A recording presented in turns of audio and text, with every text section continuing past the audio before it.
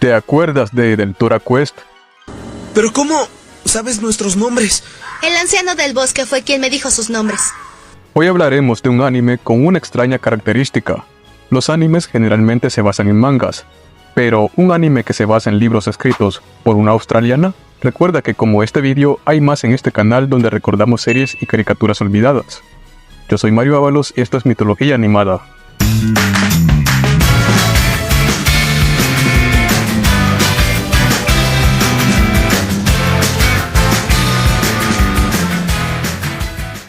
Deltora Quest es una serie de libros de fantasía publicados en el año 2000 por la australiana Emily Rodda.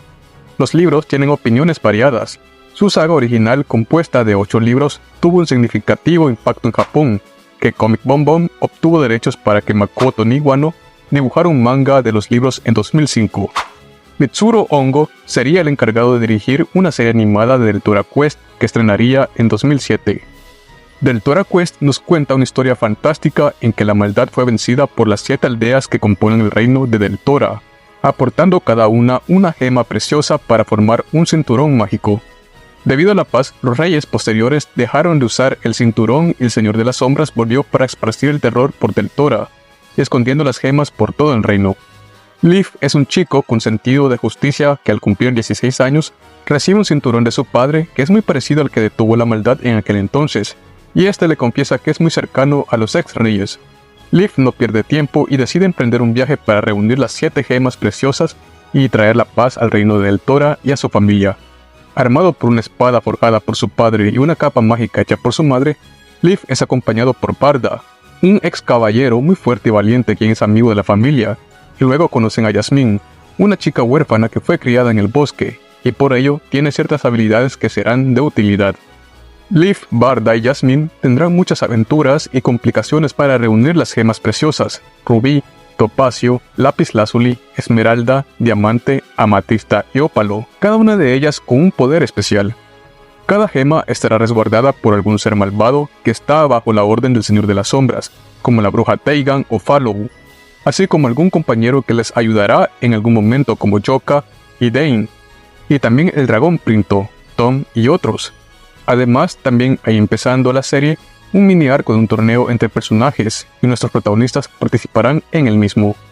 Algo llamativo es que de nuestro trío protagonista sientes que Leaf es muy común, pues solo es un chico con sentido de justicia, pero Barda es un hombre súper fuerte y gran guerrero, y Jasmine una chica con habilidades únicas y de gran carácter.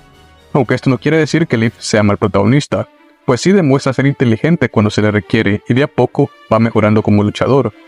En todo caso, la serie no es que se enfoque en sí en las peleas, pues el fuerte de la trama es la aventura y algunos acertijos que irán resolviendo.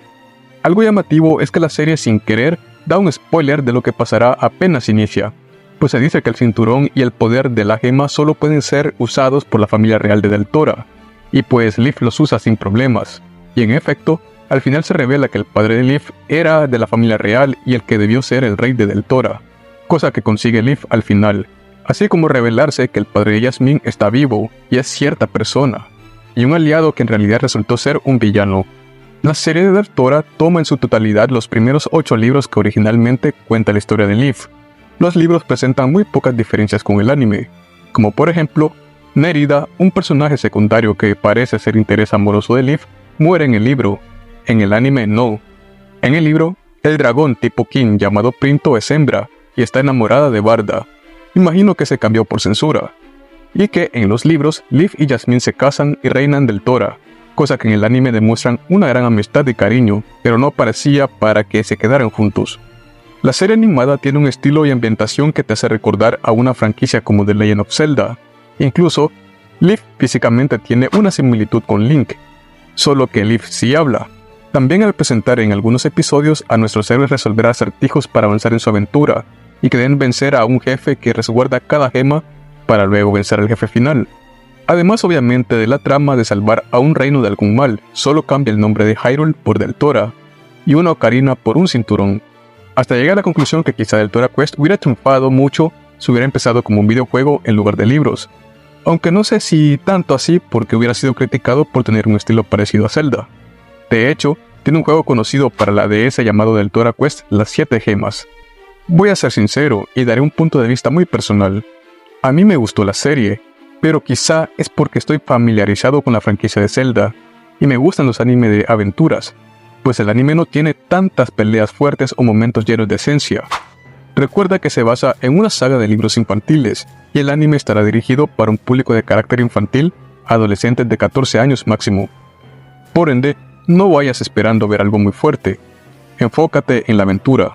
Pero concluyendo, la serie no es para todos, más que nada para un nicho específico.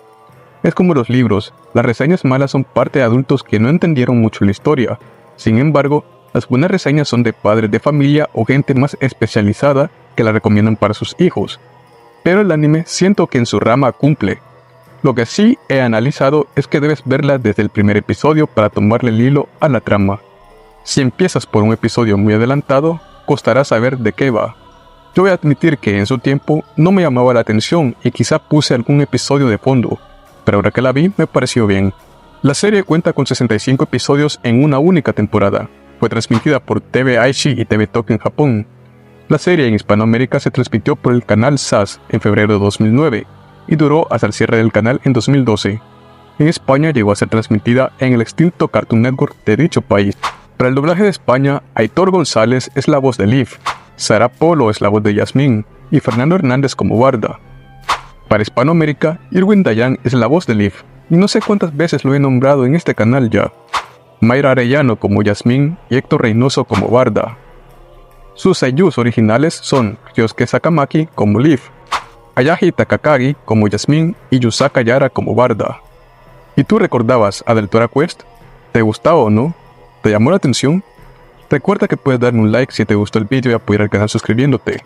Soy Mario Ábalos y esto es Mitología Animada. Nos vemos en el próximo episodio.